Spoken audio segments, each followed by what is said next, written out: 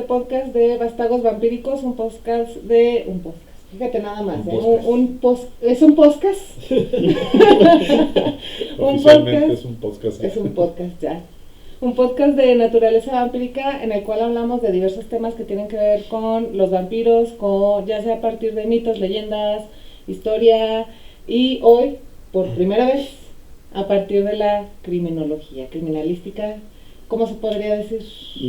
Pues criminalística, ciencias forenses, para abarcar un poco de todo, ¿no? Ok, muchas gracias. Y sí, si nos están viendo, porque también pues a veces nada más nos ponen así como ruido de fondo, mientras lavan los trastes, etcétera, etcétera. Si ahora sí nos están viendo, verán que somos 4, ya no somos nada más 3. Y que estamos por primera vez juntos aquí grabando, porque, no sé, la fortuna se alineó y pudimos grabar. Entonces, estamos Oscar, Lalo y Cristian, que hoy nos acompaña. Sí. Aquí presente. Cristian, ¿cómo estás? Bien, gracias. Como un dominguito bastante calorado, pero peculiar. Interesante. Sí. ¿Tú, Oscar, aquí? Aquí andamos de visita a estas tierras. De hecho, por eso estamos físicamente aquí. Kafkiano, diría alguien. No, pero muy bien. Han sido días de vacaciones agradables. La buena fortuna ha sonreído, menos mal. Y pues estamos aquí en el podcast echándole las ganas a todo. Entonces, ahí estamos. ¿Y tú, Lalo? Yo estoy crudo. Crudoles. También, otro día peculiar. ¿Para qué les digo que no? ¿Qué les digo que no? Sí. Desvelado, fue un evento muy interesante, muy padre el día de ayer, por parte de la Comunidad Gótica de Zacatecas. Un nuevo evento que esperemos se repita, con bastante gente en el lugar. Muy caluroso, demasiado caluroso. Aparte era un lugar pequeño, ¿no? Entonces estamos deshidratados, la verdad. Todos. Aunque Cristian no nos acompañó, ¿verdad? Pero también amaneciste deshidratado el día de hoy. Sí. Así que ni modo, ¿qué se le va a hacer? Ni modo. Y pues bueno, el día de hoy tenemos un tema interesante precisamente por el cual acá, tenemos al criminalista de cajón. Ya te vamos a poner así, Cristian. Un criminólogo más que criminalista, pero sí. Ok, el criminólogo de cajón, ¿verdad? Acá, para este tipo de temas, que sí queremos pues un poquitito meter esta variedad, ¿no? Hablamos de mitos, hablamos de películas, hemos hablado de libros, pero este es el primer caso del que hablamos, un caso real, ¿no? Ajá, sí. Y el día de hoy vamos a hablar de Peter Corten, que es el vampiro mejor conocido como el vampiro de Düsseldorf, ¿no? Que ya hay casi spoiler alert, vampiro, Como tanto, pero pero ahí tiene lo suyo. igual pues podemos vincularlo, ¿no? Porque hay ciertas cosas a lo mejor los actos que hacía Peter Corten, podemos relacionarlo con los mitos vampíricos, ¿no? Esto de la estrangulación, por ejemplo, eliminar el aliento de la vida, la sangre, es como el arrebato. Ya hemos hablado de cómo es el mito vampírico de que absorbe la vitalidad, absorbe la vida. En este caso es Peter Corten quien no la arrebata, pero sí la extrae. Entonces ahí podríamos vincularlo un poquito con el vampiro mitológico. Y también con algunas de sus prácticas, ¿no? Uh-huh. O sea, que ya ahorita nos comentará Cristian ahí un poquito al respecto del tema.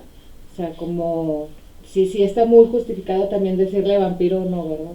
Sabemos que Sí, que puede ser producto del amarillismo de la prensa, porque de la prensa fue donde nació el título, para precisamente atraer lectores, pero igual puede haber una base, ¿no? Creo que al igual a lo mejor con la plática que tendremos ahorita, el título salió por algo, no simplemente para vender periódicos.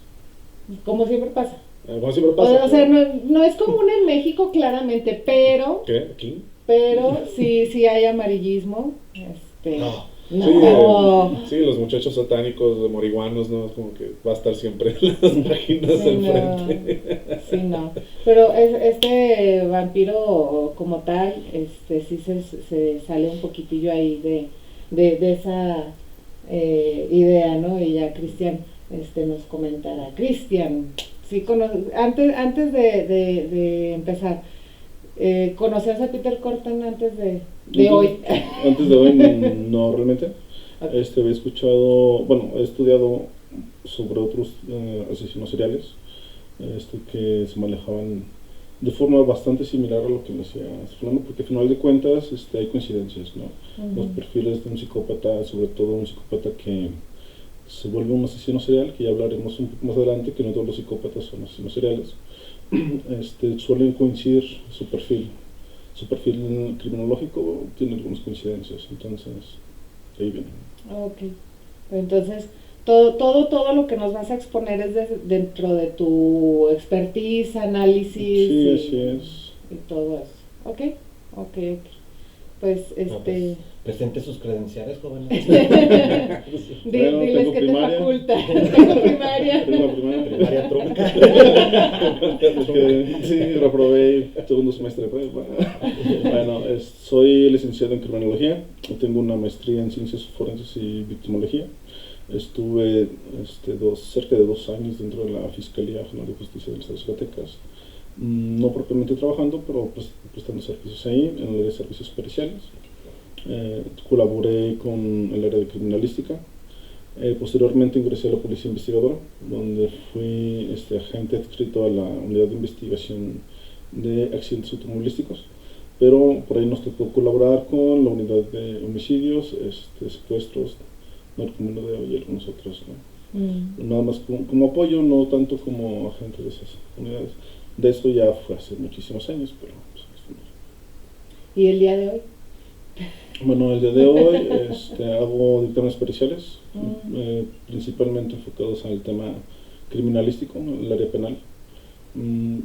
Son algunos temas un poquito delicados, por lo cual no puedo hablar mucho sobre lo que se ha investigado, pero pues, hacemos este tipo de dictámenes, ¿no? Actualmente no estoy dentro de ninguna corporación, después de que renuncié a la policía hace años, ya no quise regresar al gobierno, entonces ejercemos esta carrera desde otro ángulo. Ok, sí. O sea, todavía tienes esa pasión por tu carrera. Sí, claro, al final de cuentas es una pasión que se generó desde la infancia y siempre va a estar ahí. Afortunadamente tuve la oportunidad de ejercerla, tanto por parte del gobierno y fuera del gobierno.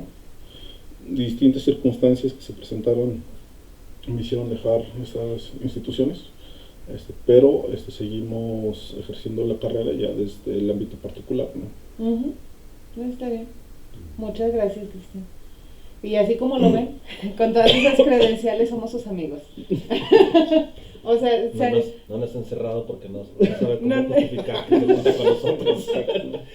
No les he hecho un perfil todavía, por eso siguen libres. Ay, sí, no nos has cachado nada, es diferente. Sí. Así que cuidado con lo que digamos porque puede usar nuestra contra. Él ha Sí. participado en algunas de las loqueras de esta comunidad, o sea que nosotros. no saldría muy bien librado tampoco. No, claro que no. Por eso siguen libres ustedes y yo. Ay, no, pues bueno, ya para que empieces a comentarnos sobre este tipo, o sea, tú ya lo que estuviste viendo, lo que estuviste leyendo, a grandes rasgos, yo creo que hay muchísima información acerca de Peter Corton. O sea, ya ahorita estamos en una época en la cual tú sacas tu celular y buscas Peter Corton y sale información porque, aparte de que a la humanidad nos gusta el morbo, entonces, De hecho, fíjate que el tema forense es muy dado a eso. Aquí hay mucha gente que se acerque al tema forense, sobre todo a la criminalística, por el tema del morbo. Como que les llama la atención la sangre, no sé. A mí se me hace particularmente más interesante la psicología del asesino que la forma en la que mataba, pero pasa, que se presta mucho por el morbo. Sí, o sea, y afortunadamente pues ya tenemos toda esta información a nuestro alcance, inclusive para establecer como nuestro propio criterio, ¿no? Acerca del tema y decir, bueno, o sea, hay algunos que quizás, no sé, vayan a ser este tipo de personajes donde la gente simpatiza, que simpatizar con este tipo de personajes la verdad es que no es lo mejor, ni lo más recomendable, pero hay otros donde sí podemos decir, es que fue quizás por esto, fue a raíz de aquello, que ya tú ahorita nos vas a decir, bueno, fue producto de uno o varios factores, ¿no? Entonces, sí, así es. Normalmente el origen de la conducta criminal no se debe a una sola razón, ¿no? O sea, siempre se ha hablado en las ciencias forenses de que la criminalidad es multifactorial. Eso tiene que ser un caldo de cultivo de muchísimas situaciones que se van presentando a lo largo de la vida que te llevan al punto donde cometes algún delito, en este caso homicidios.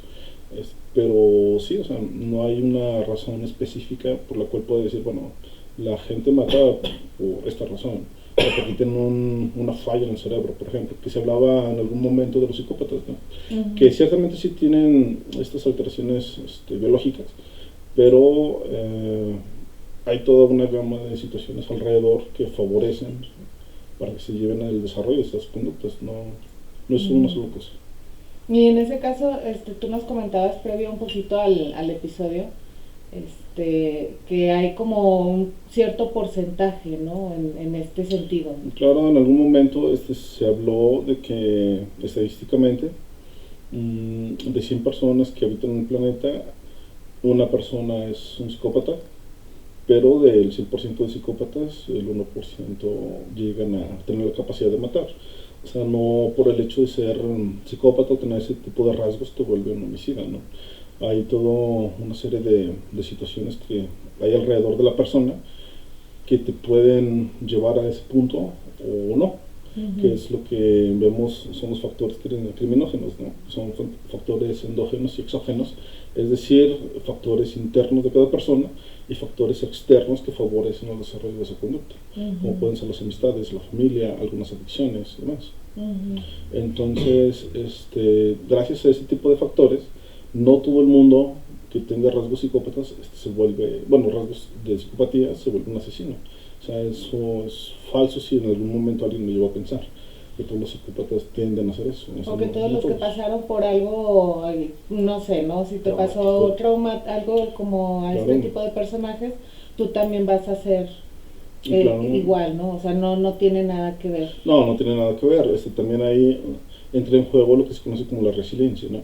Que es la capacidad de imponerte a una situación traumática por tus propios medios. Por ejemplo, puede haber dos personas que sean hermanos, en ambos la madre, no sé, era agresiva con los dos, había conflictos familiares, era una familia disfuncional, y uno se vuelve criminal y el otro no. Entonces, ¿por qué uno sí y el otro no si ambos vivían en el mismo entorno? Bueno, pues tiene que ver con esto. Tiene que ver con el hecho de que hay otra serie de factores fuera de la persona que favorecen tanto que se vuelva un criminal como evitarlo, ¿no? Que ahí entran lo que son los factores inhibidores de la conducta. Ok. Pues está eso todo muy interesante. ¿No nos puedes dar toda una cátedra al respecto de 3 horas aquí? Bueno, no llevaríamos de que puede. Sí, tomaría mucho tiempo meternos muy a fondo, sí. ¿no? Sí, no. Y no está su pizarroncito. No, espérense.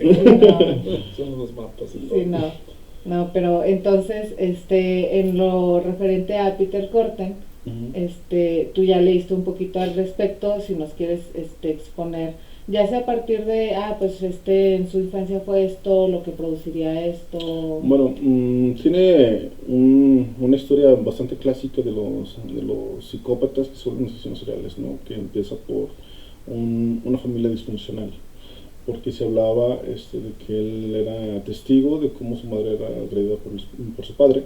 Entonces, todo este tipo de situaciones que generan una familia disfuncional, pues favorecen el desarrollo de conductas criminales a futuro, sobre todo si son muy repetitivas y las circunstancias pues favorecen ese tipo de situaciones, ¿no? Y como ya comentábamos, ¿no? O sea, también Bueno, ahorita, aunque vivas en una casita de Infonavit, Ujú. son casitas que tienen 2 cuartos, ¿no? O sea, tú te puedes, si está pasando algo en un cuarto, tú te puedes ir a escapar al otro cuarto, como alejarte de la situación, ¿no? Pero decíamos que Peter Corten, pues prácticamente ellos vivían en un cuarto todos, o sea, no era como, ay, me salgo o me voy al otro cuarto para no estar Ujú. en contacto con esto, ¿no? O sea, sino que no tenía opción. Bueno, sí, las circunstancias familiares lo favorecieron para su desarrollo del culto, como bien dices, pues en un entorno bastante reducido donde él era testigo constantemente de las agresiones y situaciones íntimas que ocurrían, eh, pues no lo podía evitar, sobre todo si era Ajá, un niño, ¿no? O sea, ajá. Sí, difícilmente, tenía 9 años. sí, o sea, Ujú, difícilmente un niño tiene esta capacidad de prever lo que eso puede significar a futuro. Por eso normalmente los adultos son los que deben de tener cuidado con ese tipo de situaciones. ujú. Sí, eso sí, y también pues bueno, aunado al hecho de que él es el mayor, bueno, se vuelve el mayor de una familia de 13 y porque antes de él había dos niños que pues fallecieron, no recuerdo ahorita las circunstancias.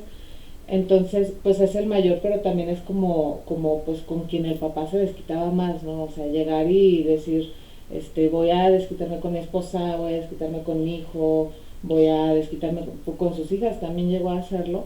Entonces era como también pues ser este foco de la mala atención, Sí. le provoca Bueno, también, ¿no? ahí estamos hablando de que entran en juego bastantes aspectos, ¿no?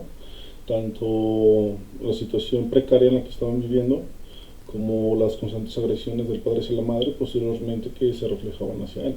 Ujú, Entonces él nos está hablando su historia de que fue una infancia traumática prácticamente desde siempre.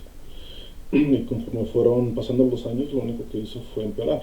Entonces difícilmente pues iba a encontrar algún motivo, alguna razón que evitara convertirse en lo que se volvió años más tarde. ujú. Ok. Tuvo un periodo, ¿no?, de descanso, de relativa paz cuando se casa más adelante, Ujú. pero que inclusive se ha mencionado, es algo muy raro de que hagan esos periodos de paz con ellos mismos, ¿no?, de evitar el problema que están presentando. Eh, bueno, yo creo que inclusive si analizamos su entorno social, Ujú. es un entorno también violento y lleno de cambios, ¿no? Estamos en la primera república de Weimar, en Alemania, se está industrializando el país, muchas personas están perdiendo el trabajo, precisamente por la introducción de máquinas en el lugar, y hay muchísimos trabajos que, bueno, ahorita se siguen con tabú, ¿no? Pero en aquellos años pues eran trabajos como tal, como eran los sexoservicios, tanto de hombres Sí. como de mujeres. Y bueno, dentro de ese mismo entorno social que se está gestando viene todo el rollo político y económico. Si de por sí ya su familia era disfuncional y empobrecida, ¿no? Ahora con todos estos cambios políticos se va a hacer todavía peor. Bueno, y Ujú. también recordemos que Alemania venía de perder la Primera Guerra Mundial, ¿no? Y eso socialmente también estaba teniendo consecuencias en la Ujú. población y sobre todo en la Ujú. economía. Y las cosas no mejoraron porque para los años 30 empezaba a verse a lo lejos el Sí, inicio de la ya. Segunda Guerra Mundial. Otra cosa peor. Sí. Y otra cosa peor que lo que había pasado. Entonces, todo ese tipo de circunstancias sociales, pues también favorecieron este tipo de acciones, ¿no? Sí, sí, de hecho algo Ujú. muy definitorio creo que en su personalidad es este periodo de la Primera Guerra, ¿no? Porque él no se siente parte de esta gran maquinaria de guerra Ujú. y de todas las formas que lo buscó y lo logró, era, fue encerrado todo el tiempo de guerra, estuvo en confinamiento solitario y él mismo lo propiciaba, ¿no? Rompía las reglas para que lo pusieran en confinamiento solitario. Yo creo que ahí es Ujú. donde algo terminó de cuajarse en su psique. Bueno, también hay que tener en cuenta de que al tener rasgos psicópatas difícilmente iba a seguir órdenes, ¿no? Estamos hablando de personas que no son muy, digamos, adeptos a seguir un orden, a seguir una dirección, a seguir reglas. pues ellos difícilmente se iba a poder adaptar a un ejército con lo que eso implica en tema de disciplina, en tema de reglamento. Entonces, si él ya estaba, ahora sí que predispuesto a incumplir con la figura de autoridad, porque realmente me parece que en ningún momento hubo una figura de autoridad en el desarrollo de su infancia, pues sería raro que se comportara de forma. ¿Qué implicaría, no sé, que uno de los que pseudotipos del psicópata sino serial a veces es por la superioridad hacia el resto? Por eso también como que tienen esa inclinación de ser los asesinatos, o eso es ya más mito que realidad. Bueno, muchos de los asesinos sí sienten esta superioridad, porque hay que recordar que son narcisistas, son egocentristas. Entonces, incluso conforme van avanzando sus homicidios, llega un punto donde adquieren tanta confianza en lo que están haciendo y se sienten tan perfectos que incluso llegan a burlarse de la misma policía. Son casos que se vieron en Jack el Destripador, en el asesino del Zodiaco, en este caso, y hay muchos más asesinos que se podrían mencionar que incluso retaron a la policía. ¿Por qué? Porque ellos estaban seguros de sí mismos, seguros de que no iban a ser atrapados, seguros de que lo que ellos hacían era perfecto, porque se sentían superiores incluso a la policía. Entonces, este sentimiento de superioridad y de egocentrismo es característico de los psicópatas. Okay, entonces sí, no está descabellado. No, y que de hecho él lo muestra, ¿no? Hay un punto en el que lo muestra, porque si no mal recuerdo, él acababa de matar a una mucama, creo, si no me recuerdo, creo que acababa de matar a una mucama, y regresa al día siguiente, no, fue una niña en un hostal, y regresa al día siguiente, que estaba toda la policía y todos ahí como de que, pues apareció esta niña que era la hija de los dueños, y pues qué se va a hacer y que no sé qué, y él estaba tomándose un café enfrente de la casa, o sea, es así como que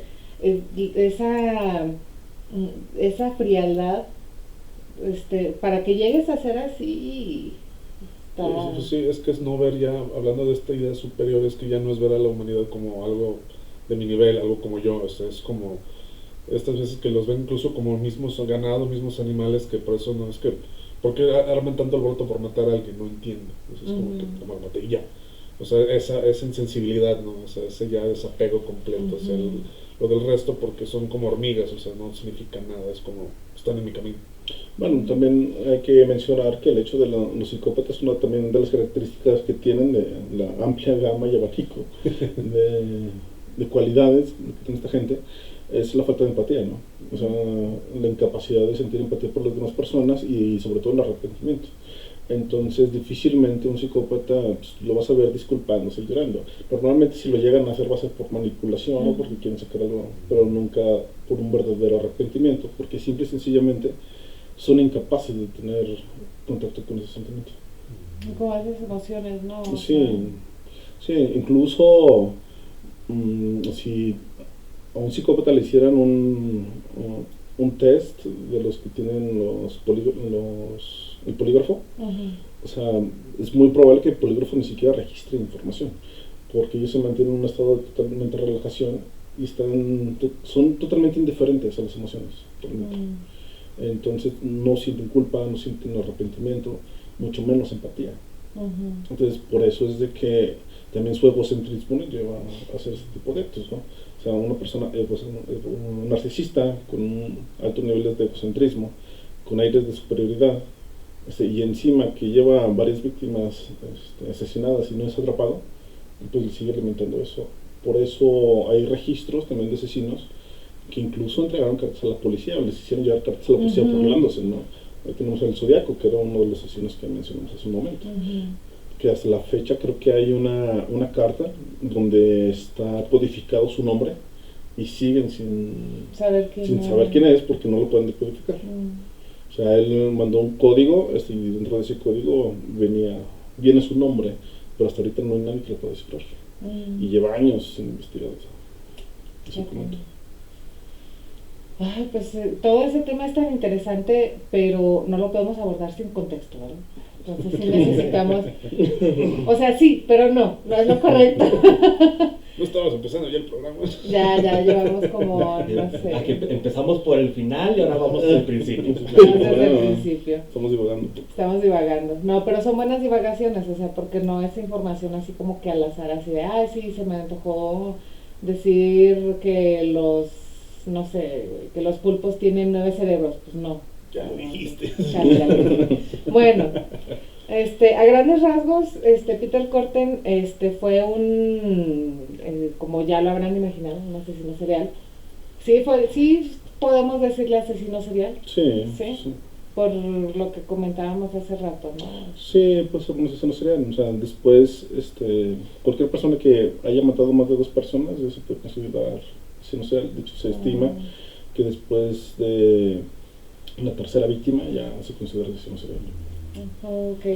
Pero como tú decías, siempre tienen que cumplir como unos ciertos rasgos característicos, ¿no? O sea, sí hay algo, o sea, están los que son asesinos, ¿cómo se podría decir? Como de oportunidad. Bueno, es que hay clasificaciones de Ajá. asesinos, ¿no? Tienes los spree killer, tienes asesinos seriales, tienes los homicidios ocasionales. O sea, tiene que ver mucho con el entorno y las circunstancias donde se presenta. Por ejemplo, el homicidio ocasional es precisamente una persona que se le presenta una ocasión específica bajo ciertos parámetros, bajo ciertos estímulos, puede llegar a matar, pero no necesariamente es una persona que lo hace continuamente. A diferencia de un asesino serial, que sí tiene un sistema donde se va repitiendo. Bueno, y en ese caso, Peter Korten sí fue asesino. Sí, asesino serial. Tal cual. Sí, tal cual. Ok. Él se supone que, bueno, él nació el 26 de mayo de 1883 en Colonia, en Alemania. Ya habíamos dicho que, pues bueno, termina siendo como el hijo mayor de la casa, ¿no? O sea, porque pues los 2 primeros lamentablemente fallecen. Y ya decías, ¿no? Vive en una casa donde su papá llega, maltrata a la mamá, maltrata a los hijos, lo maltrata a él. Al papá llega un punto en el cual lo encierran, pero no porque hacía todo este tipo de agresiones, sino porque llegaron a demostrarle que tuvo, que forzó a su hija de manera íntima, ¿no? Entonces, de 13 años. De 13 años. Entonces, para entonces me parece que Peter creo que ya se había salido de la casa, tenía 16, ya estaba trabajando, ya estaba acá haciendo otras cosas. Sin embargo, se tiene la idea, porque o sea, él ya después confiesa que a los 9 años él aventó a 2 niños al río Rin. O sea, entonces eso ya cuenta como ya podría contar como el inicio de su carrera, ¿no? Bueno, incluso desde antes, porque incluso en su historia nos habla de que él torturaba animales, ¿no? Entonces también ese es un rasgo que está presente de manera bastante frecuente en los asesinos seriales, que comienzan con la tortura hacia los animales y posteriormente va incrementando. Normalmente pueden ser animales chiquitos, no sé, ratones, aves, y posteriormente van necesitando más ese impulso y aumenta a gatos, luego a perros, y así es como va creciendo. Entonces posiblemente su carrera como homicida serial sí empieza ahí con el asesinato de estos 2 niños, pero ya su predisposición hacia lo que iba a ser ya venía desde antes, ¿no? Okay. Sí, no, se habla de que tenía una relación muy enfermiza con un perrero que vivía en su edificio, y que es ahí donde tiene sus primeros contactos íntimos con animales. No se aclara si también con el perrero, supongo que debió de haber algo así, pero después va a empezar precisamente esta escalada, primero con perros, después va a aumentar conforme él creció, aumentó a cabras, a animales de corral, ¿no? Sobre todo ovejas, y el rasgo en común precisamente era esto, ¿no? Primero venía la zoofilia, luego el asesinato del animal y ahora el acto sexual con el cadáver. Sí, normalmente los asesinos seriales comienzan justamente con las agresiones íntimas hacia las víctimas. Es bastante curioso porque el primer contacto que tienen suele ser ese. No digo que el 100% o siempre va a haber excepciones, pero suele ser bastante frecuente que empiecen con, ¿se puede decir o es censurado? No, sí se puede. Ok. Suele empezar con violación y después de la violación va escalando y termina siendo homicidio y después se unen las dos, ¿no? Violación y homicidio. Entonces normalmente se ha hablado incluso en la cronología de que algunos violadores seriales van en camino a volverse asesinos. Ok. Nada más les falta ese pequeño impulso, ¿no? O sea, Es el siguiente círculo del abismo. el momento. No, pero pues es que también, fíjate, Peter Corten ya sabía lo que era, desde los 9 años ya sabía que No, pues es que le presentaron el abismo desde niño. Luego, Sí. Sí. pues Sí. él ya, el único que hizo fue mirar y echar el brinco. Bueno, a final de cuentas, los factores externos de una persona contribuyen para el desarrollo de la conducta criminal o para evitarlo. Y en este caso, como había la situación familiar, pues no había nadie que le diera un empujón a salirse de ahí. No había algo que impidiera el desarrollo de esa conducta, porque todo su entorno familiar pues favorecía, ¿no? Es por eso es de que se llega a desarrollar. Porque si hubiera otro familiar, algún amigo o algo que le hubiera ayudado, que le hubiera servido como válvula de escape de esa situación, pues a lo mejor hubiera tenido otro destino. Pero como no hubo ese tipo de factores, pues se hizo todo el caldo de cultivo perfecto para ser un asesino serial. Sí, pues eso sí. Que de hecho, pues él, desde que se sale de su casa, a los 16, o sea, entraba y salía de la cárcel. O sea, hay registros donde entraba y salía, ya fuera por robo, ya fuera Por agresión. por agresión. Sí, delitos menores, por así decirlo, robo y Ajá. agresión. Todavía no había muertes por medio, sí, no es como... O no que se le conocieran, Bueno, o sí, sea, ¿verdad? porque sí. Bueno, es que siguiendo la línea que dice Cristina, que va escalando, a lo mejor pues con los animales hubo un tiempo de descanso que era de los robos menores, tal vez por sobrevivencia, para sobrevivir. E incluso dentro de la cárcel era otra estrategia para incluso estar en la misma sobrevivencia dentro de la cárcel. O sea, era como que su método para seguir vivo, por así decirlo. Y ahí fue cuando vio las oportunidades y las circunstancias, ya comenzó así con los asesinatos. No sé, ahorita Pues su instinto de autopreservación, ajá, ¿no? pues sí, puedo decir. Porque pues, si lo vemos ya que el comportamiento como tal por ejemplo, la crueldad animal, luego con el asunto con el perrero, pues ya estaba dirigiéndose un pensamiento hacia más salvaje, por así decirlo, más ajeno a la civilización. Entonces, podría ser que estos robos era ya preservación nada más. Y que pudo haber enfatizado su desconexión hacia los demás, ¿no? Porque yo lo hacía por sobrevivir, no me importaba quién estaba enfrente, ¿no? Bueno, aquí hay dos puntos interesantes que mencionar sobre lo que se ha mencionado previamente, ¿no? Primero, que es el desafío constante de la autoridad. O sea, que desde edad temprana ya se veía ese rasgo, que eso también es muy presente en los psicópatas. Conflictos con las figuras de autoridad, el policía, gobierno, los padres. Y otra es lo que mencionaba hace un momento, que es el instinto de supervivencia. Porque al final de cuentas los psicópatas piensan nada más en sí mismos. De hecho, siempre y cuando ellos puedan satisfacer sus necesidades, les da igual lo que pase alrededor, ¿no? Entonces, esa es una también característica bastante frecuente en esta gente, porque al final de cuentas recordemos que son incapaces de sentir empatía. O sea, ellos no se ponen a pensar de que a lo mejor si yo puedo obtener satisfacción de esta necesidad que tengo, puedo dañar a otra persona. A ellos no les interesa. O sea, si yo tengo lo que yo quiero, lo que pase contigo me da igual. Entonces, desde ahí ya se empezaban a ver ese tipo de rasgos. Sí, de hecho. Luego ahorita, por lo que comentabas, que o sea, que tienen como ese conflicto con la autoridad. Para 1914 a él lo llaman a las filas del ejército, o sea, de hecho, se enlista, pero desertó, y también por eso lo agarran y lo arrestan, ¿no? O sea, de todas maneras, ese es como el único registro que se tiene donde haya tenido como ese conflicto con la autoridad, como ahorita nos comentabas, ¿no? O sea, que siempre van a tener como ese conflicto. Y sin embargo, en la historia de Peter Corten, ese es el único registro en el que dice, algo nos dice que a él no le gustaba, pues como que lleguen y te manden, ¿no? O Sí, sea, claro. que habrá otros que es constante, pero con él, pues, ¿no? Nada más es eso.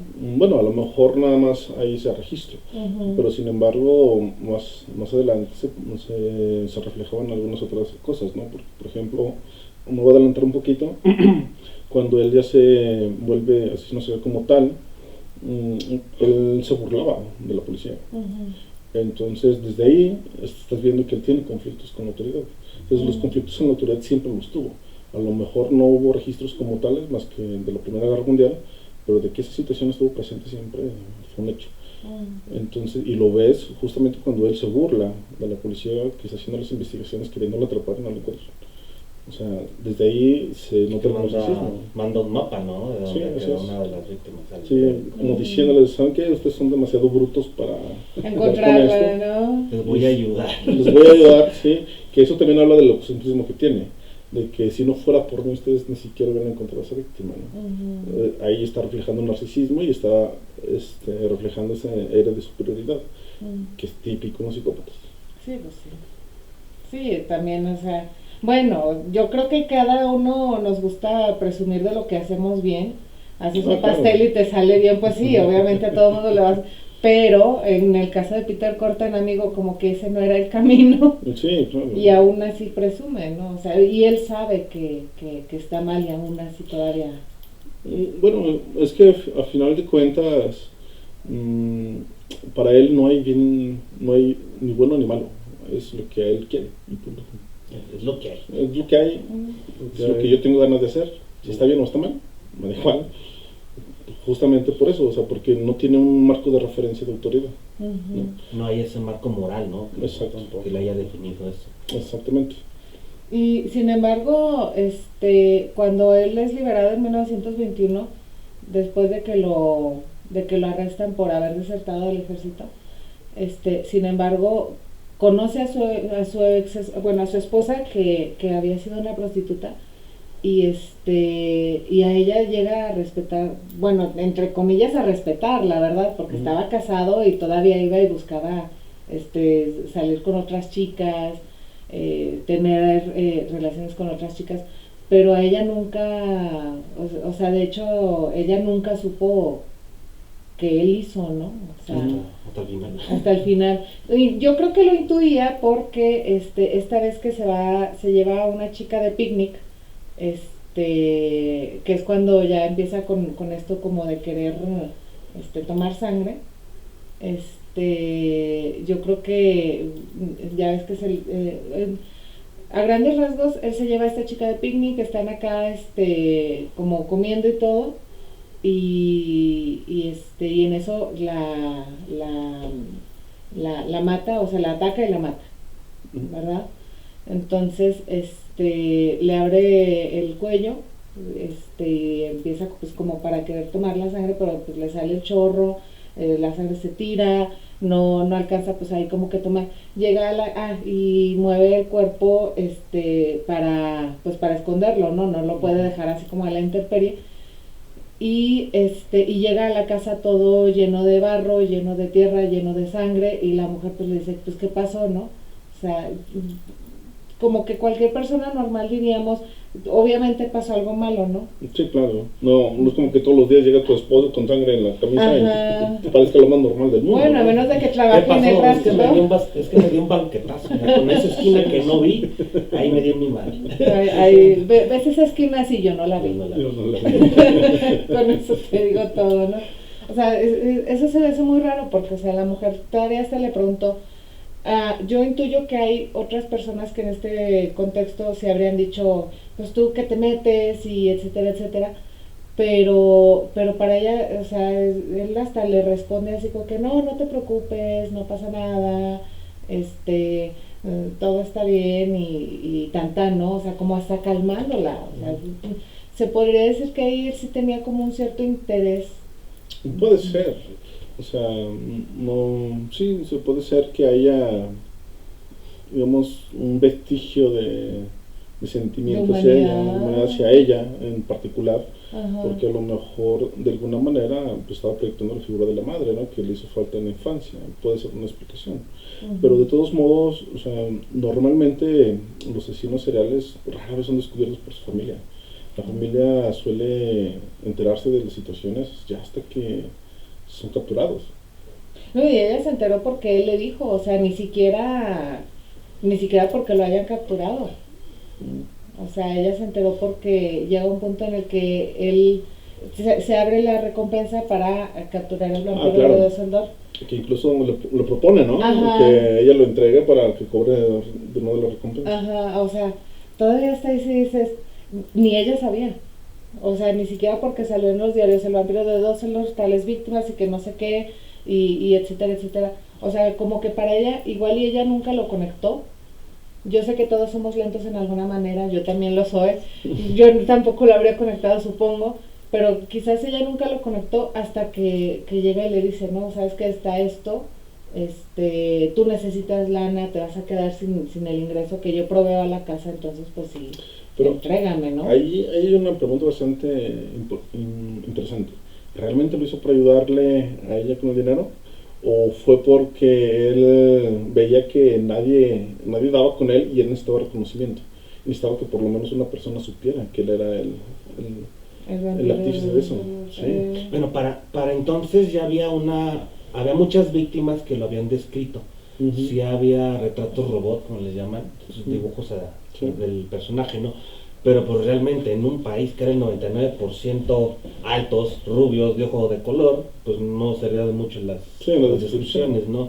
Se habla de una chica, a la cual le la hospeda, le busca un hospedaje con la intención de tener relaciones con ella, pero luego ella le dice que no y entonces él le busca otro lugar, pero a final de cuentas en el bosque pues la viola, pero no la mata, la deja ir. De hecho Y es esta chica la que en un accidente va a dar la pista para empezar a capturar a Peter Kurt.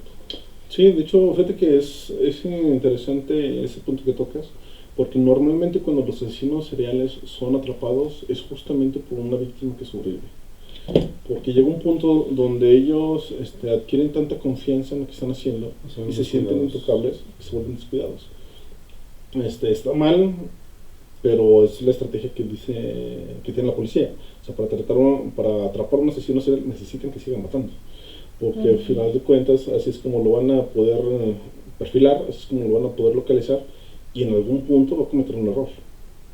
O sea, de hecho, si tú analizas el historial de varios asesinos, son atrapados justamente por las mismas circunstancias.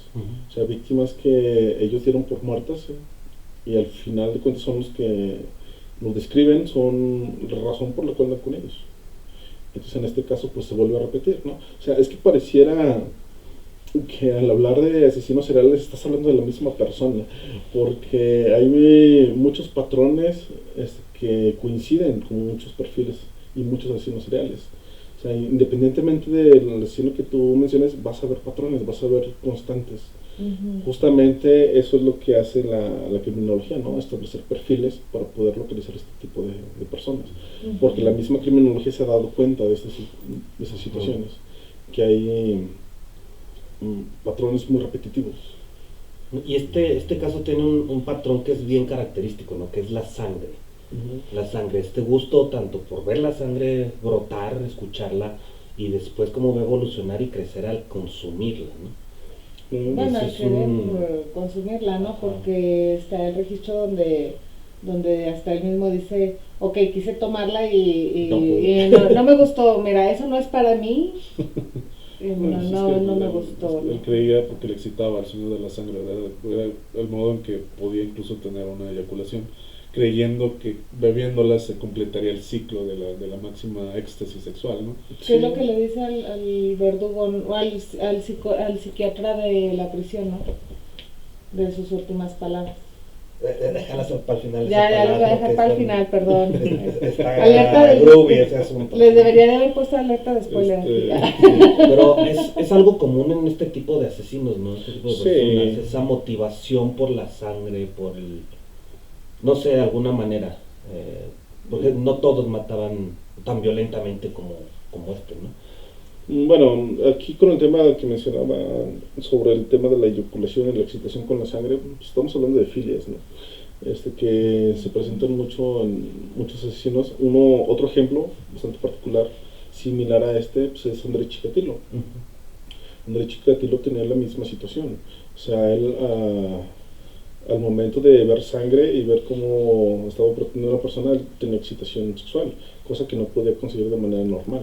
Entonces, este tipo de trastornos se van desarrollando justamente en los psicópatas y, bueno, en los psicópatas que se vuelven asesinos. Y pues es bastante curioso, porque parece que es otra constante, ¿no?, presente en este tipo de perfiles. Y sí, sí hay cierta fascinación. Yo creo que es más por el hecho de desahogar los impulsos y el aire de superioridad que tienen. Y obviamente, pues sí hay un cierto gusto por la sangre y sí hay cierto gusto por eso, ¿no? Pero yo creo que va más inclinado hacia el hecho de la superioridad. El poder, sentirse superior sobre los demás. Y sobre todo si lo hacen constantemente y no son atrapados, ¿no? Eso va alimentando más su egocentrismo y su narcisismo. Que fue por lo que, por ejemplo, ahorita decíamos, ¿no? Comentabas, tú, Lalo, que él agarra a una niña. Me parece que eso ya fue en 1929, o ya fue en 1980, no me acuerdo bien, que agarra a una niña, la estrangula, creo que la viola, la mata, y como no la encuentra, porque para esto deja el cuerpo debajo de unos escombros, al lado de una fábrica. Entonces, como nadie la encontraba, era así como de que, a ver, o sea, y es cuando les manda este mapa, ¿no? O sea, que ¿saben qué? O sea, aquí van a encontrar el cuerpo de la pequeña. Pero hasta describió, ¿no?, la posición del cuerpo, ¿no? O sea que, pues durante la investigación, pues no se da a conocer. Datos que nada más conocería el asesino, ¿no? Pero volvemos a lo mismo. Esto recae sobre el mismo narcisismo y egocentrismo que tenía. Y la necesidad de sentirse superior a los demás y tener cierto reconocimiento. Porque al final de cuentas para eso lo hacen. O sea, para eso esperan en cierto grado ser atrapados para que el mundo diga, mira, él era el fulano que mató 20, 30, 40 personas y no podían atrapar. O sea, para tener ese crédito, vamos a decirlo así, ¿no?, ese reconocimiento. O sea, irónicamente eso es algo que buscan, no sé si consciente o inconscientemente en todos los casos, pero sí buscan ese reconocimiento. Y por eso, en cierto modo, buscan el ser atrapados, algunos de ellos, para tener esa proyección, ¿no?, ante la sociedad, ¿no? Y que vean, miren, yo soy tan superior que si no hubiera hecho esto, jamás me hubieran atrapado, ¿no? Porque al final de cuentas, por ejemplo, hay muchos asesinos que jamás fueron atrapados. O sea, hay muchas teorías y demás, pero que nunca dieron con ellos. Jack el Destripador es un con dos ejemplos. Bueno. Sí, eso sí. Sí, no, yo creo que también no hubiera podido seguir sin pena ni gloria, de no ser por la chica esta la que deja escapar, ¿no? Sí. Que también en un error del correo, ¿no? Esta carta cae en manos equivocadas y pues el otro horrorizado fue el que dijo, cabrón, a ver, espérate. Esto no puede quedar así como así, ¿no? Entonces, sí, ha habido bastantes historias de gente que ni siquiera sabían que eran asesinos seriales. Recuerdo hace algunos años sobre un caso que sonó en Estados Unidos, no recuerdo exactamente donde compran una casa, una familia, y al momento de hacer remodelaciones se dan cuenta que había personas en las paredes. Era la casa de un asesino serial que jamás fue descubierto y jamás fue atrapado. Entonces, o sea, hay infinidad de asesinos seriales que a lo mejor nunca vamos a ver que existieron. Porque era lo que mencionábamos antes del podcast, ¿no?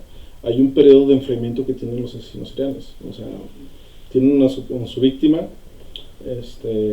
satisfacen esa necesidad de matar, y luego viene un periodo de enfriamiento que puede ser de meses, incluso años, para llegar a la siguiente víctima.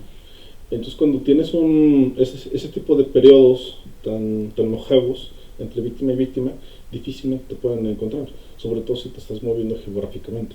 Pero fíjate, es algo muy interesante porque él no se movió. O sea, él se quedó ahí en Düsseldorf. Sí. Imagínate si se hubiera movido. No, jamás, a lo mejor jamás lo hubieran encontrado. Ajá. O sea, sí, tienes tantas probabilidades en el caso de Peter Korten que no lo hubieran encontrado, que se hubiera movido, que se hubiera enlistado con nuestros amiguitos del De la chico, cruz invertida. sí, del chico del bigote raro. O sea, hay muchísimas cosas que decimos, bueno, el hubiera no existe, ¿no? Ujú.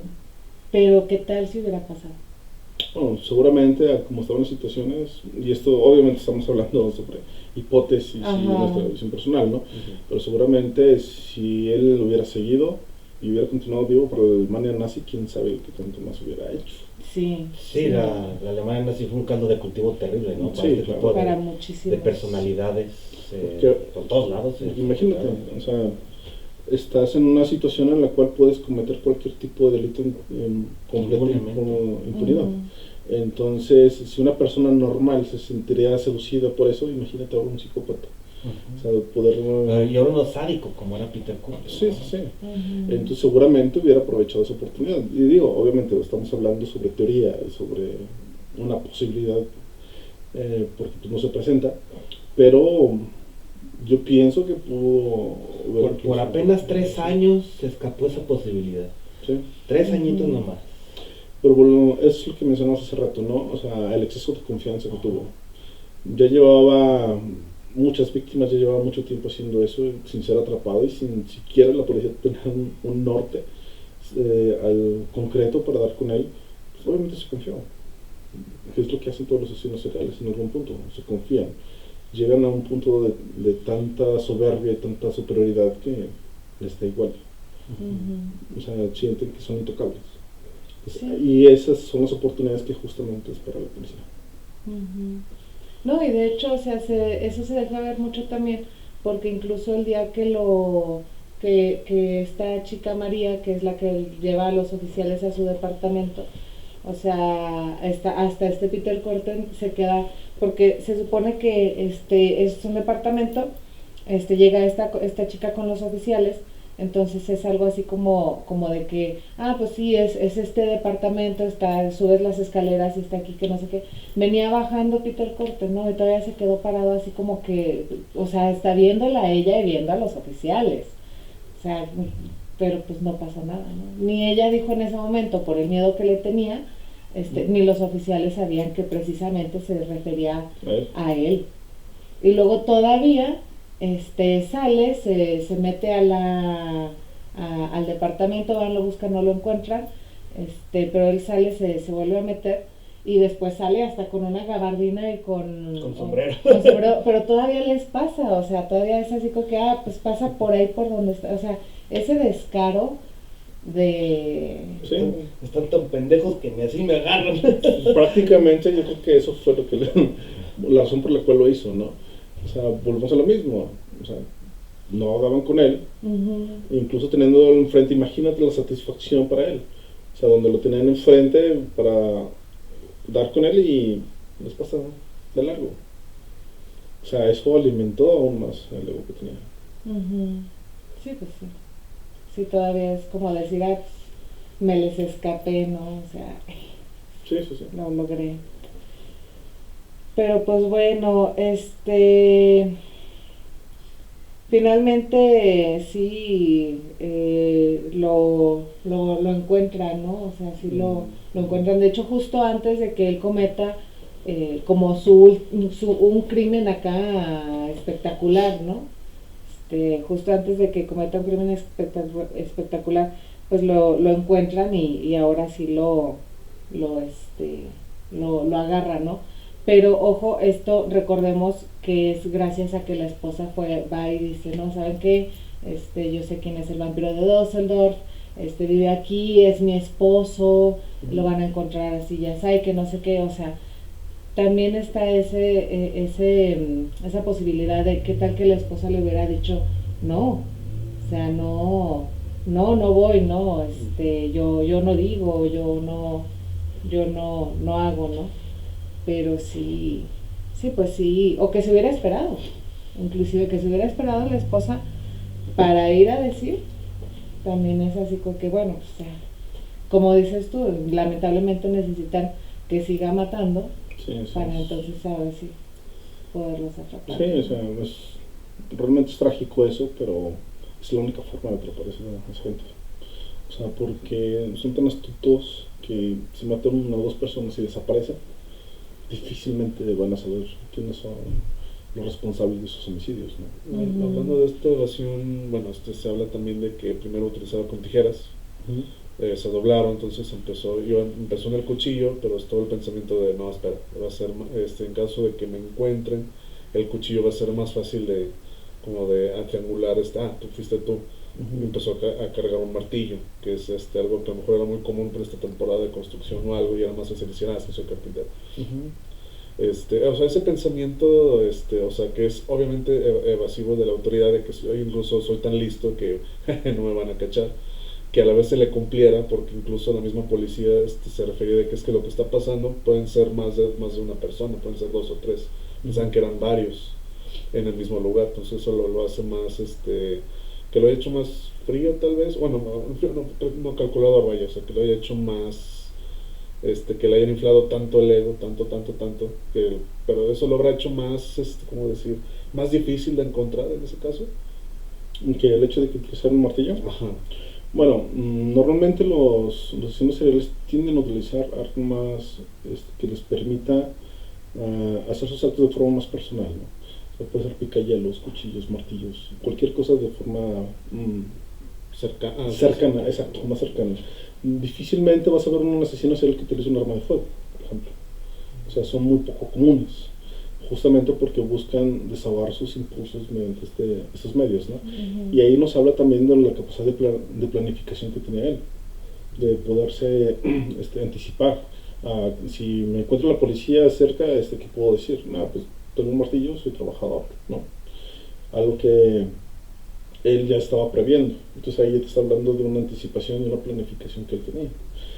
Entonces, pues yo creo que no tanto que le aumentara el ego el utilizar el martillo, más bien yo creo que era una herramienta más personal que él tenía para manifestarse con las víctimas. También puede ser porque, bueno, su padre era trabajador y él termina ejerciendo el oficio de su padre. Puede ser también como porque también su padre creo que cargaba, o sea, pues al ser trabajador tenía su martillo, etcétera, etcétera. También puede ser como un cierto tipo como de resonancia del papá en ese aspecto. ¿O no? Es posible, pero yo creo que va más por el tema de tener esa satisfacción de matar de manera más personal y más cercana. O sea, puede ser que haya alguna coincidencia, puede ser que también utilizó esos conocimientos del padre con la construcción justamente como coartada, ¿no? De que si llegaban y le preguntaban, pues soy trabajador, y mi papá pues es trabajador y ya pasa, ¿no? Ajá, o sea, posiblemente estaba previendo alguna forma de zafarse de ahí. Sí, pues sí tiene sentido ahí. Otra teoría que estamos omitiendo, que también causaba incendios, no mayores, pero sí de granjas, por ejemplo. Él también tuvo esa fascinación por el fuego, también como que tuvo una pequeña ramita de pirómano. Fíjate que eso es curioso porque muchas de las veces el perfil psicológico de un violador y un pirómano es casi el mismo. Entonces, a veces van muy de la mano. O sea, recordemos que, o sea, es toda una cadena de acontecimientos que pasan con él, ¿no? Empieza como violador, torturador de animales, no violador, después asesino, y por ahí estaba la piromanía y demás. O sea, eso también es parte de su perfil. O sea, la piromanía va muy de la mano con el perfil de un violador. Y como mencionaba hace rato, o sea, los violadores que lo hacen de forma constante, violadores seriales, que también son muy poco comunes, o sea, no es como que te los encuentres todos los días. De hecho, la probabilidad de que dentro de los violadores hay varios perfiles. Entonces, la probabilidad de que te encuentres el perfil del depredador sexual es muy poca, porque son más frecuentes los violadores ocasionales. Son, por ejemplo, estos de que están en una fiesta y ven a la chica pasar de copas y aprovechan la oportunidad. Sí. Son más frecuentes los violadores ocasionales o los violadores oportunistas que los depredadores sexuales. A veces hay algunos investigadores que quieren encasillar a todos los violadores como depredadores sexuales. Entonces se ve mucho, así que en ciertos movimientos que son recientes, ¿no? O sea, que los quieren ver como depredadores sexuales, cuando en realidad el porcentaje de depredadores sexuales es sumamente bajo. Entonces es bastante curioso porque, volviendo a lo que mencionábamos, la piromanía y sí, el perfil de un violador pues es casi el mismo, pero muy de la mano. Pues qué interesante todo eso. Pero es que más que nada porque de repente les digo, o sea, pues ahorita nosotros cualquiera podemos entrar y buscar y todo, pero ya cuando lo analizas, ahorita como tú nos lo estás comentando, o sea, que tiene estas razones, tiene esta secuencia, tiene esta relación con esto y con esto y con esto. O sea, está muy muy interesante porque para empezar, ¿no? Primero estás desmintiendo esto de que a veces te dice lo que acabas de comentar, ¿no? Todos los violadores son depredadores sexuales y la verdad es que no. O sea, y como dices, pues se tiene mucho esta idea, ¿no? Entonces puede ser también que, pues Peter Corten, al haber sido asesino serial, como comentábamos un poquitito antes de empezar a grabar, ¿no? O sea, debería de haber tenido como un arma específica, bueno, pues sí, o sea, su arma de elección, que dijimos, bueno, empezó con las tijeras y luego se pasa al martillo, ¿no? Pero no es no es como muy común, ¿no? Que realmente no es muy común, porque incluso si analizas, las víctimas que él tiene son muy aleatorias. O sea, o al menos yo no percibí un perfil victimológico específico de él. O sea, como que parecía que agarraba... No seleccionaba por ciertas características. No seleccionaba. No sé, pasó esta, me vio por ahí, pues se chingó. Exactamente. Entonces, pasó esta, no me vio y se chingó. Sí, claro. Sí. O sea, porque, por ejemplo, hablábamos hace rato, ¿no? Sobre el perfil de las víctimas de Ted Bundy. Ted Bundy tenía una victimología muy específica. John Wayne Gacy también lo tenía. El doctor de la muerte, no me acuerdo ahorita el nombre, creo que es el doctor Holmes, si no estoy mal, que él, o sea, eran pacientes médicos. Entonces todos los homicidas seriales, o asesinos seriales, mejor dicho, tienen victimologías específicas. En este caso es curioso que no. O sea, parecía que eran víctimas al azar. A lo mejor por eso era que dificultaba el hecho de que dieran con él, ¿no? Porque si tú como investigador estás investigando este tipo de homicidios y se te cruza por la cabeza el que posiblemente sea un asesino serial, pues vas a buscar un perfil. Vas a buscar perfilarlo para más o menos reducir el campo de investigación que tiene.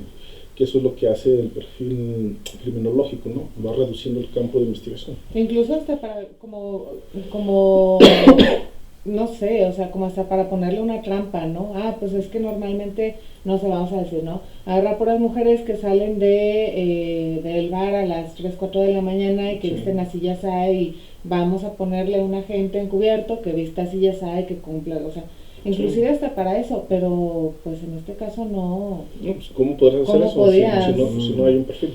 No, y es que esa es también la importancia de este asesino, ¿no? De este loco. Es la primera vez que un cuerpo de seguridad se organiza de tal manera que ven la necesidad de crear un perfil psicológico de aquel al que están buscando. Es literalmente el primer perfilado, ¿no? En la historia de la criminalidad. Sobre todo en Alemania, y después se va a utilizar el mismo modelo para perfilar a otros asesinos. Bueno, ya se hablaba de la perfilación, por ejemplo, de Jack el Destripador, que es un poco antes, de eso estamos hablando de 1888. Pero sin duda sí era de los primeros casos en los cuales se veía la necesidad de perfilar. No sé si el primero, porque ya había casos previos, pero sí nos hablaba de esta necesidad que estaba empezando a surgir dentro de la investigación criminal, ¿no? Del establecer perfiles, del poder establecer algún parámetro de referencia para poder encontrar a esta gente. O sea, sobre todo en el caso de él, como mencionábamos, al no contar con una victimología específica, y no tener un modus operandi donde parecía que era muy aleatorio todo, te da a entender que era más un sociópata que un psicópata, porque no era tan organizado. Entonces, eso era lo que dificultaba la investigación de la policía. Por eso él se sentía con la libertad de burlarse de la policía y hacer todo este tipo de situaciones que mencionamos previamente, ¿no? Sí, pues sí. Pues bueno, jóvenes, ¿qué les parece si les iba a decir qué les parece si mandamos saluditos antes de continuar, porque ya llevamos una muy buena hora platicando Sí, los saludos de una con la vez. gente escuchando y todo, y después también nos van a decir que no mandamos saludos. Nos van a decir, oigan, ¿qué onda? No, sí, muy interesante y todo, pero mis saludos. Bueno, para esta semana tenemos a Alexander Blackwell también, a Odette Adler de Leoncourt, a Kurt Simakibar, Mariana GC, Valentina Castillo, Sofía León, Miriam Sparrow, Héctor Nolasco, Momo Merimé Jime, Richard Grayson, a Claudia Elena Caldera, tenemos muchísimos saludos esta semana. A Chunli Ari, Estoy viendo la lista. sí, está larga la lista. A Melissa Cerón. Tenemos a alguien que tiene kanjis japoneses, la verdad es que no sé quién sea, pero también al conocido de los kanjis le mandamos saludos. La chica de los caños. Sí, al chico o la chica de los kanjis. A Lu Huerta, a Cristo Mictlantecutli, Samantha Trejo, Donaji Bautista Parra, Jael Contreras, a Juan Antonio Ferreiros Hernando, ya se me secó la boca y todavía no acabo. A Diana Hernández, fíjate, no es Diana Hernández, es Diana Pérez, María Mora, Mary Monster, Carmela Frankenhausen, a Mir Dangen, Gutiérrez Villegas Salvador, Yaretsi Valentina Chávez, a Natar Silmarilión, a Isaí Nieto, que le debíamos su pizza, ¿no? A Isaí Nieto, a Michelle Lorena Gunner, Yetan Wei Lan, Strasha Melnibon, fíjate qué raro, Joaquín López, Carol Pastelito Luna, Carlos González Juárez, Adriana García, Artur Pendragon, Bacal Scarlatus, Jasmine Macías, Diego Figueroa y Nayeli Mesa Beck. Esos son todos los saluditos de esta semana. Pues no sé cómo lo vean del caso de Peter Korten. ¿Algún último sentimiento al respecto? Últimas palabras. Asco, sí. Asco. Bueno, es interesante, por ejemplo, en este caso que él, aunque asume el mote, ¿no?, del vampiro de Düsseldorf, lo hace precisamente por ese énfasis de reconocimiento a su obra, porque realmente él no motivó el apodo, no hubo alguien que dijera, es que es un vampiro porque se toma la sangre. Fue simplemente el leitmotiv que puso la prensa de la época, ¿no? Como eran asesinatos sangrientos, brutales, a veces que no los asesinaba, pero por lo menos los mutilaba, ¿no? Siempre estaba esta relación con la sangre, y de ahí que los medios utilizaran el nombre, ¿no?, el vampiro de Düsseldorf.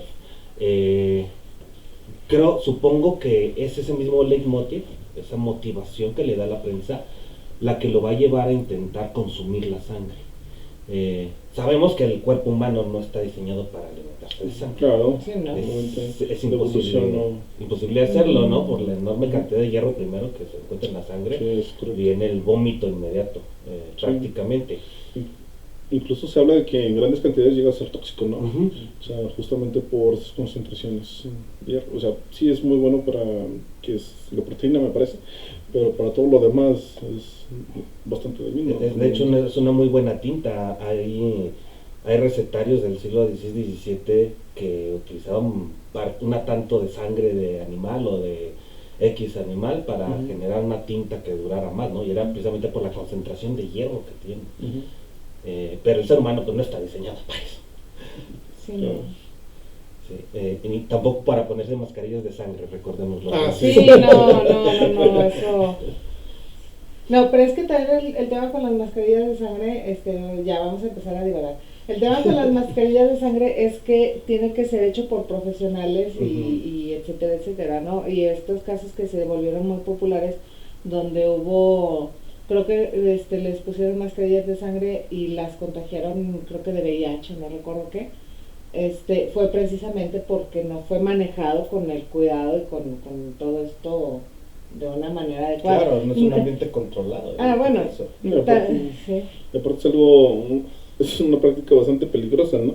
Porque incluso en las necropsias los médicos tienen que tener muchísimo cuidado en la apertura de los cuerpos, justamente porque no saben si trae VIH, hepatitis o cualquier otra situación, cualquier virus o enfermedad, ¿no? Entonces el simple y sencillamente llegar y de pronto hacer ese tipo de actividad, pues sí es bastante peligroso. Sí, ¿no? Ahora imagínense bebérsela, ¿no? Uh-huh. Creo que siempre está esa motivación cuando, bueno, claro, motivó esta idea del vampirismo, ¿no? En algún momento algo consumió la sangre de esto otro, pero ¿para qué? Para alimentarse de él. Pero aquí creo que esa motivación psicológica por la sangre fue lo que lo motivó a él a intentar consumirla. Que después él va a decir, ¿no? Que no lo hacía. No es buena idea. No es buena idea. Te hace vomitar, por lo menos. Pero es que sí lo relaciona Sí, con eso, o sea, prácticamente sí podemos decir, vampiro no fue, pero lo intentó. Y falló brutalmente. Es un trabajo. Pero claro, no sería tampoco muy difícil relacionar este tipo de crímenes brutales con la figura del vampiro, sobre todo en Alemania, ¿no? Que está plagada de mitos en relación a esta figura a del los vampiro. Vampiros. Sí, eran pues de hecho sus actos eran brutales, incluso no eran, ya desplazaban cuerpos para obtener la sangre del cuerpo. Todo tranquilo. Sí. Pues bueno, últimos pensamientos antes de... Bueno, que es un caso bastante particular y interesante de analizar, ¿no? O sea, este tipo de temas, por más que llamen la atención, obviamente no lo hacemos con el fin de dar apología o que se sienta admiración por este tipo de personas. Es más que nada el conocimiento y el hecho de tener pues esta cultura, ¿no? De saber qué es lo que ha pasado y poder entender hasta cierto punto, sin justificar obviamente, por qué ocurren este tipo de personalidades. No tanto la admiración, porque incluso hay gente que por alguna razón siente admiración por los asesinos seriales, cosa que no recomiendo en lo absoluto, o sea, porque son personas que pues tienen problemas psicológicos, han tenido una vida bastante dura, y obviamente eso no es justificable para nada, pero no son dignos de ser admirados. Entonces hay que tener mucho cuidado con eso, ¿no? Sí, no, de hecho, pues ya ves que se ha hecho toda esta masificación en torno también a su figura, ¿no? O sea, ¿cuántas playeras con la imagen de Ted Bundy no encontramos? Sí. ¿Cuántas, o sea, películas también? Pues que al final de cuentas fue un tema, bueno, vamos a salir un poquito del tema que estamos hablando, ¿no? Pues fue un tema bastante controversial, por lo menos en los últimos 10, 15 años, donde por series de televisión, por películas y por demás, la gente empezó a tener esta curiosidad por las ciencias forenses, e incluso algunos, más que curiosidad y gusto por las ciencias forenses, era más por el morbo que por otra cosa, ¿no? Que ya decías al inicio, ¿no? O sea, a nosotros nos trae, si nosotros buscamos estos temas, de inicio es por morbo. Sí, así es. A menos de que, por ejemplo, pues es tu trabajo, tienes que estarte actualizando, tienes que estar investigando, claro, vas a hacer un libro al respecto, no sé, lo que tú quieras, pero el 99.9% de las veces que buscamos de estos temas es por el morbo. Por el morbo, sí, al final de cuentas no es tan extraordinario estar tan cerca de eso, yo durante el tiempo que estuve en la policía investigadora, o sea, me tocó ver muchísimas cosas y al final del día terminas acostumbrando, lo terminas normalizando porque es parte de tu trabajo.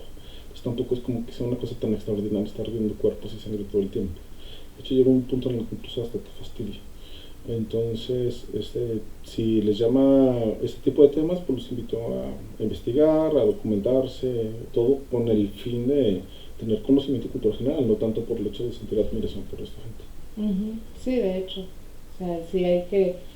O sea, el mínimo para el tema con el cafecito y las galletitas de las 3 de la tarde, de las 5 de la tarde, sí, ya puedes decir, mira, pero es que es por esta razón.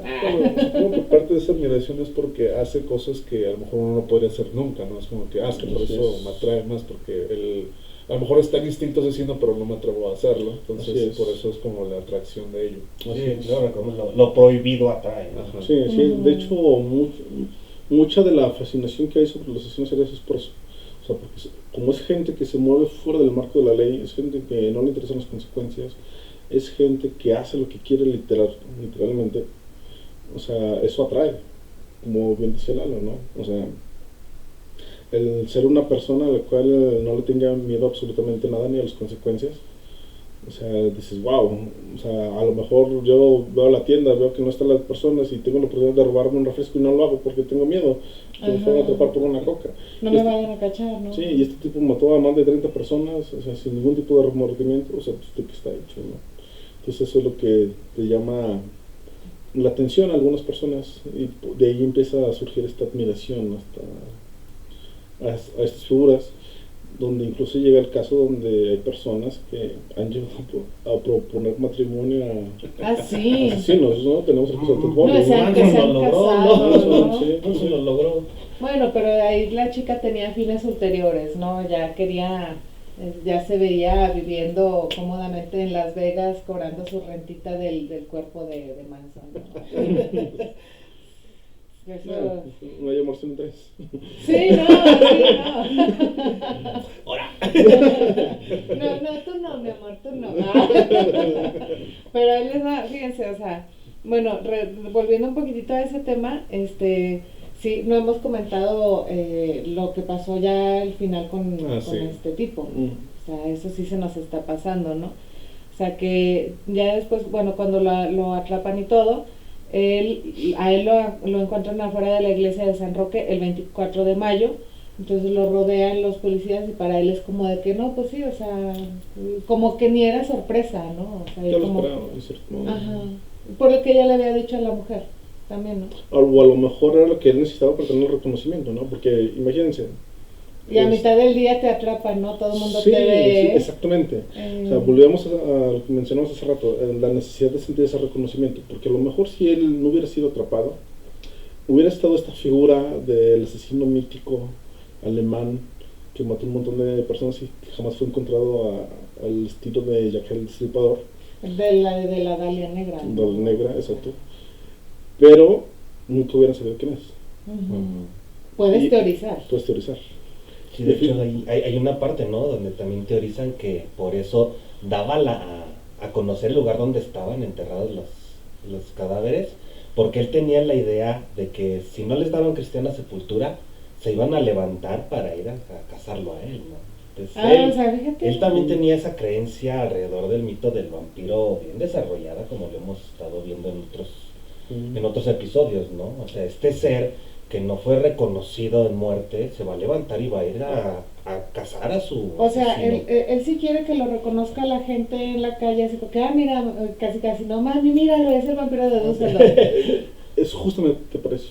Pero le tiene miedo a que los espíritus de sus víctimas lo sigan.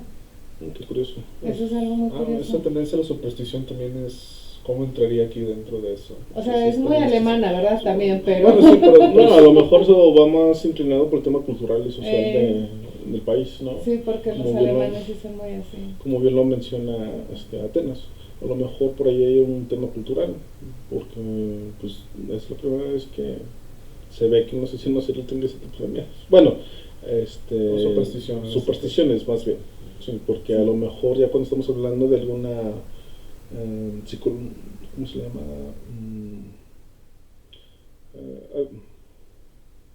Sí, o sea, de alguna enfermedad mental. Tú puedes. Sí, de alguna enfermedad mental, como es la esquizofrenia y demás, pues a lo mejor se pueden manifestar este tipo de situaciones, ¿no? Okay. Pero no está psicosis es la palabra. Psicosis. Pero no está como ese miedo como tal.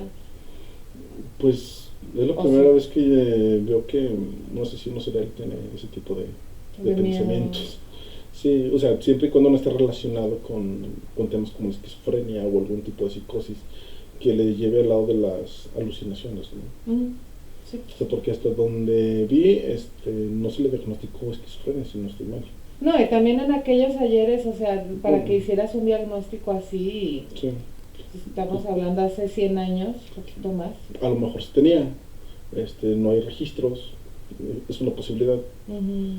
Ahora sí que ahí le dejamos el tema de las probabilidades. pero puede ser, o sea, o es el tema cultural o hay por ahí una esquizofrenia que no, o algún tipo de psicosis que no fue diagnosticado. Fíjate. Pues bueno. También, bueno, cuando lo atrapan, él confesó libremente sus crímenes, de hecho, o sea, entra en detalles, él tenía casi como memoria fotográfica, o sea, porque hasta les dice, llevaba tal collar, llevaba el cabello así, la dejé en tal posición, está tanto, casi, yo creo que se me haría ilógico pensar, pero sabía perfectamente casi hasta cuántos centímetros, no sé, ¿no? De una pared ahí, por ejemplo, del montón de escombros de esta Ajá. niña, ¿no? Que dice, bueno, la dejé al lado de una pared de una fábrica en un montón de escombros, o sea, te aseguro que inmediatamente él ya sabía y se acordaba, y esto era también una manera, pues hasta él mismo revivir lo que hizo en contra de estas personas, y pues también seguir pues vamos a decir, pues seguir disfrutando Sí, claro. con ese sufrimiento que él provocó. Sí. O sea, porque también comentábamos, como trofeo como tal, no empezó a llevarse hasta que llega un punto en el cual dice, bueno, es que yo no puedo estar visitando los sitios en los que los dejé, porque lo pueden dar. ajá, Sí, entonces, con él. pero hasta entonces es como cuando empieza a llevarse cositas. Sí, de hecho lo mencionábamos antes de grabar, me parece, en el tema de los trofeos de los asesinos seriales. O sea, que es un mecanismo que ellos tienen para revivir el hecho. Entonces, como mencionábamos, los asesinos seriales tienen periodos de enfriamiento que pueden ser semanas, meses o incluso años. Entonces, durante ese tiempo tienen que siguen teniendo esa pulsión. Entonces, para eso son esos trofeos, para revivir el hecho, el acontecimiento y volver a calmarse. Llega un punto donde esos trofeos ya no son suficientes y surge la necesidad de volver a matar. Entonces, es cuando van por la siguiente víctima. Entonces, los trofeos, en el caso de los asesinos seriales, son para eso. O sea, Para revivir. Sí, es para revivir el homicidio, para revivir el tema de la víctima. Hay desde gente que se lleva huesos, partes del cuerpo de una persona, dientes, prendas, incluso fotografías o videos de los hechos. Hay incluso violadores seriales, que fue uno de los casos en los que yo tuve contacto hace algunos años cuando estaba por salir de la licenciatura, que él grababa a sus víctimas justamente de la manera de trofeo, ¿no? Poder revivir esos acontecimientos. Entonces todos los psicópatas que se mueven en este ambiente pues suelen tener este tipo de mecanismos donde pueden revivir. Bueno. Bueno, hay que decir que Curtin fue juzgado en abril de 1961, ya finalmente. En un principio se retractó de su confesión, o sea, él confiesa, lo atrapan, confiesa, lo llevan a juicio y ya cuando lo están juzgando dice no es cierto, pero finalmente fue declarado culpable de 9 asesinatos y condenado a muerte. Ojo, 9 asesinatos de los que tenían evidencia, porque sabemos que al menos, bueno, por ejemplo ahorita en la Murderpedia nos dice, la Murderpedia, me encanta ese nombre, nos dice que al menos pudieron haber sido, ¿cuántos les había dicho? 68, que probablemente eran 68 víctimas, pero sí hay otros lugares en los cuales nos dicen que quizás pues sí, habría sido 75, 79 o muchos más, ¿no? O muchos más. Sí. Claro, el deterioro de los cuerpos, la falta de esta ligadura emocional, como serían los trofeos. Sí. O sea, hay detalles de los que dicen, no, pues no me interesaba, no, realmente no fue importante. Y yo creo que eso también lo ancló, ¿no? En muchos de los casos. Sí. Sí, al final de cuentas, difícilmente la policía va a encontrar todos los cuerpos de las víctimas de un asesino serial, ¿no? Normalmente son enjuiciados por mucho menos cantidad de los que realmente son ellos partícipes. Fíjate, él confesó haber cometido 79. Confesó 79. Pero Solo le comprobaron 9. Solo le pudieron comprobar 9. por ahí hay 70 cuerpos que nunca fueron relacionados o encontrados. Ujú. Pues bueno, mientras Corten esperaba su ejecución, fue entrevistado por el doctor Carl Berg, que dicho nombre, ahora, cuyas entrevistas y análisis de Corten formaron la base de su libro El Sádico. Sí, o sea, hay un libro al respecto de este tipo, ¿no? Corten le dijo al doctor que su principal motivación era el placer sexual y que el número de puñaladas variaba porque a veces tardaba más en alcanzar el orgasmo. ¿Sí? La visión de la sangre era parte integral de su estimulación y finalmente fue ejecutado el 2 de julio de 1931, en lo que vendría a ser el patio de la prisión, si no mal recuerdo, por guillotina. Le cortaron la cabeza. Algo muy curioso aquí es que cuando él es entrevistado por el psiquiatra, le pregunta si todavía después de que pase la hoja de la guillotina y de que caiga su cabeza, si él todavía va a poder escuchar su sangre. Entonces es así como que, pues probablemente, ¿no? O sea, probablemente sí vas a poder, pero... ¿Qué clase de puta estás haciendo? Sí, no, sí, de hecho hay estudios al respecto, ¿no? Por ejemplo, yo que he tratado el tema de la violencia en medievo y renacimiento, y sobre todo en el tema de la Inquisición, hay un estudio que decía que la cabeza decapitada todavía tiene de 30 a 38 segundos de audición y observación, de manera que todavía retiene el cerebro esas imágenes, ¿no? Incluso se hablaba de que cuando decapitan a Luis XVI, ¿no? A este rey francés, que la cabeza todavía alcanzó a pronunciar un "oh Dios", en francés, ¿no? Odio. Sí, eso ya resulta como un poco inverosímil, ¿no? Porque está cortando el cuello, ya no hay cuerdas vocales que emitan el sonido, ya no hay que estén sujetas. Es más leyenda urbana que otra cosa, pero existe esta investigación, ¿no? De que sí hay audición, sí hay toda observación y memoria, de manera pues que yo creo que al final de cuentas cumplió su objetivo, ¿no? Escuchó su sangre brotar de su propio cuello, cerrando el círculo de éxtasis. Dice, ese sería el placer que vencería a todos los placeres. O sea, si es así como que, ok, chico raro, pero... Por eso te van a matar. Sí, o sea, recordemos que por eso estás aquí. O sea, sí. Sí. Bueno, y aquí surge la pregunta, porque también él dice que yo no soy culpable de nada, los responsables son quienes estuvieron encima de mí, o sea, mis padres, este perrero, o sea, le está dando, como quien dice, una justificación. Entonces está como que a lo mejor tú sabes más de eso, Cristian, en el debate de si la sociedad lo formó o si ya era así, ¿no? Bueno, es que ahí, ahora sí que están los dos parámetros, ¿no? O sea, hay desde personas que ya tienen afectaciones biológicas que los predisponen justamente a ser psicópatas, pero a final de cuentas el entorno social determina si se vuelven homicidas o no, como mencionábamos al principio. O sea, no todos los psicópatas son homicidas. O sea, hay algunos que son psicópatas y son excelentes presidentes, excelentes líderes, excelentes empresarios, gobernadores, políticos plagados de ese tipo de... Sí. Entonces, curiosamente, los psicópatas que llegan a adquirir ese tipo de puestos suelen ser delincuentes de cuello blanco. O sea, al final de cuentas su impulso y su reto hacia la autoridad pues, se mantiene, solo que se manifiesta de otra forma. Entonces, para contestar tu pregunta de forma más concisa, están los dos parámetros. Hay desde gente que nace teniendo afectaciones biológicas que predisponen a la conducta criminal, y hay personas que no tienen ese tipo de afectaciones, por el entorno social los aurilla, ¿no? Que eso se analiza desde el punto de vista de la criminología como el intercriminis o el criminal crimen, es este desarrollo que tienen las personas para llegar a la conducta criminal. Y ahí entran en juego factores que son los factores endógenos y exógenos. Los factores endógenos son los factores internos que tiene cada persona, cuestiones biológicas, ideales, y los exógenos es el entorno social donde se desenvuelve.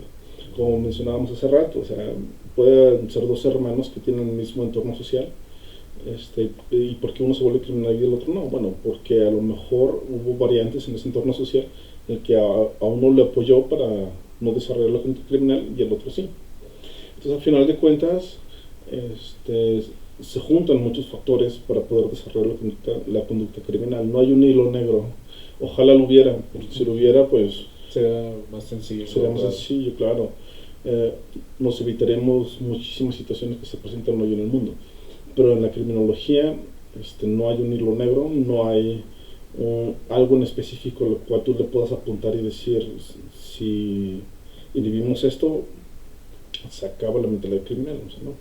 Son muchas cosas, dependen desde el tipo de familia. Hay ocasiones en las cuales la familia es funcional y aún así se desarrollan este tipo de personalidades. Vuelvo a recaer, Ted Bundy, ¿no? Viene de una familia funcional, católica. Entonces tú esperarías que un asesino serial de esa categoría pues viniera de un núcleo familiar destruido, como fue el caso del asesino que estamos hablando, ¿no? Pero en su caso fueron otro tipo de circunstancias. Entonces eso ya nos está hablando de que el factor social influye mucho en el desarrollo de estas personalidades. Entonces están los otros parámetros, desde el hecho de que tengas cuestiones biológicas que te predisponen hasta el entorno social donde te desenvuelves. Porque, por ejemplo, ya lo mencionaba Aristóteles en algún momento, ¿no? El ser humano es social por naturaleza. Entonces los humanos siempre buscamos esta necesidad de pertenecer a los grupos sociales. Sentido de pertenencia. Sentido de pertenencia, el sentirnos bienvenidos a un grupo social. Entonces imagínate el hecho de ser una persona que nace en un núcleo familiar destruido, disfuncional, y busca refugio fuera de la casa y se encuentra con un grupo de pandilleros. Y los pandilleros lo adoptan, o sea, lo hacen parte de él. Entonces él siente ese sentido de pertenencia con ese grupo y obviamente va a empezar a hacer las mismas actividades que ellos porque quiere ser parte de ese grupo y quiere ser aceptado por ese grupo. Entonces, como tiene esa necesidad social de pertenecer a alguien y tener este grupo de supervivencia social, pues se va a dejar manipular o se va a dejar influenciar por ese entorno social que hay afuera. Entonces, por eso es de que influyen los dos aspectos, tanto el aspecto psicológico como el biológico. Ok, entonces es como si tuviéramos dentro la dinamita, la pólvora, nada más falta la chispa que sería la sociedad, ¿no? Sí, así es. O sea, por ejemplo, se habla de factores predisponentes, determinantes, desencadenantes y detonantes en la criminología, ¿no? Que son factores que se van dando por etapas y según cómo se van presentando, si se cumplen todos los elementos, se desarrolla la mentalidad criminal. Si hay una interrupción en esos factores, como por ejemplo un abuelo, un tío, un amigo, alguien que te saque de ese grupo social que posiblemente estábamos mencionando en su momento, ¿no? Un grupo de pandillas.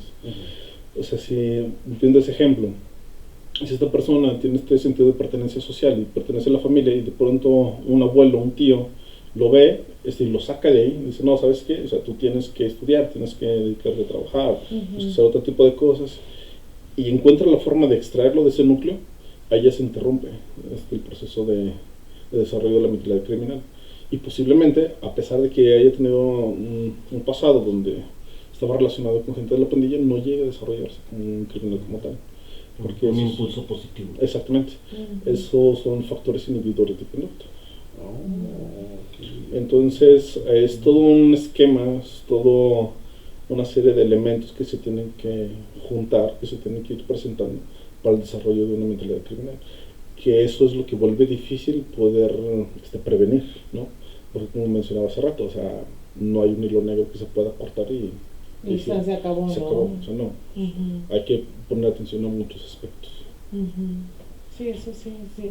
Quizás si en algún momento alguien hubiera intervenido para ayudar a Peter Corten, quizás solo quizás no habría pasado Seguramente. todo lo que pasó.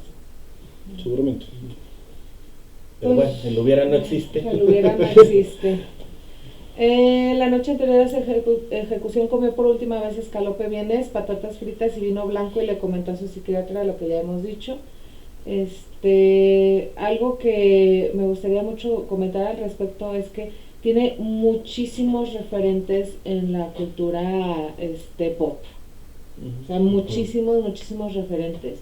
O sea, de hecho hay cosas en las cuales se encuentra, bueno, ahorita lo estaba buscando, pero tiene muchísimos referentes y hay cosas en las cuales, em, bueno, ya lo perdí, estoy muy desorganizada el día de hoy. Acá está, referencias culturales. Bueno, bueno, es que lo agarro y se me mueve aquí un poco. Bueno, yo creo que ya eso ya está, pues quizás un poquitito de más. Bueno, la película M de Fritz Lang de 1931 hace alusión al vampiro de Düsseldorf. La primera película biográfica sobre Peter Corten fue El asesino secreto, que se conoce originalmente como Le Vampire de Düsseldorf, en 1965, de Robert Hossein. La obra de 1991 del dramaturgo Anthony Nelson Normal, que también que se llama The Düsseldorf Ripper, como el destripador de Düsseldorf. También es un relato ficticio.